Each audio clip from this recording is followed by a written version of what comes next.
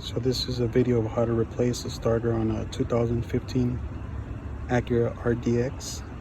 The tools you're going to need is 10 millimeter to remove your battery, 10 millimeter sockets. You're going to need a 14 millimeter short socket.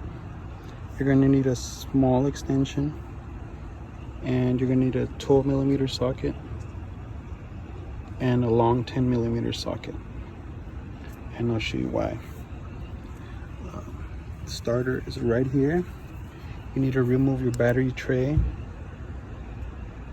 and of course your battery, and your starter is right here.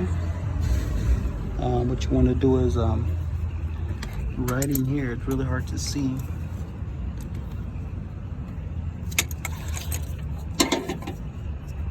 Right behind this hose, there's a 10 millimeter bracket here that you need to take off, and then there's two 14 millimeter bolts which are really hard to see, but they're on the top and bottom. See, I can't really get an angle on it, it's almost impossible, but there's a top and bottom. I'll show you that. It's pretty much set up like this, and there's a 14 millimeter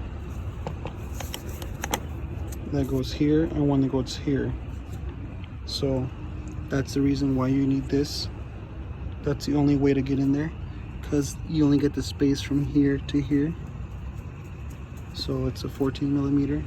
And then the reason you need to take off this is because this is a bracket that holds the starter in place. So aside from the two bolts, it's this bracket. So you take off the two bolts, and then you take off this, and you remove the bracket, and then you can pull out the starter. And then for the cable, you're gonna need a 12 millimeter. And then there's also this plug here. That's pretty much it. It's about a 30-minute job, 45-minute job. But yeah, you'll have to go in through here, that way, top and bottom. And you also need to remove this. It's like the air tube. So you'll remove the air tube, your battery